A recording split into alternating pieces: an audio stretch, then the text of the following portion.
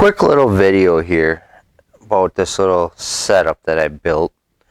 This is my Snap-on BJP1 ball joint press / U-joint press, and I use it to press out U-joints. I just did a F350 front axle, the outboard U-joints out by the wheels, and I wish I would have videotaped it, but I didn't. But I got to thinking I might as well make a short little video while this is out. And I've always done U-joints with a ball joint press. The problem was it got kind of awkward, even with the Snap-on, which the adapters snap on. It's amazing compared to like the OTC or other ones where they don't. You got to hold everything together as you line it up. It gets a little weird. But the thing was holding this big heavy press with my Milwaukee Impact on the end up to a U-joint on an axle. It got a little awkward to say. So this is my Rubbermaid cart. I use this for working in the shop, different parts I take off to rebuild them, whatever it may be.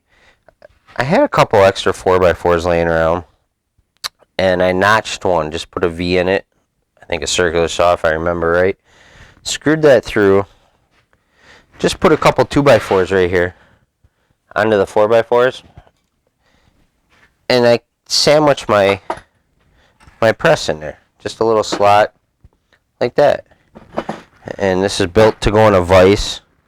Has a narrowed side on there. Instead of a vise, I just throw it in here, and it works great. Sits down in there nice and steady. The axle is supported by the V. Comes up to here. U-joint being here. Zip it in and out.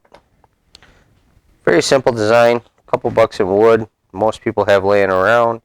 If not, even if you had to buy this, even with the price of wood going through the roof, I'm guessing 20 bucks. One 4-foot, maybe 6-foot 4x4 and a couple chunks of 2x4.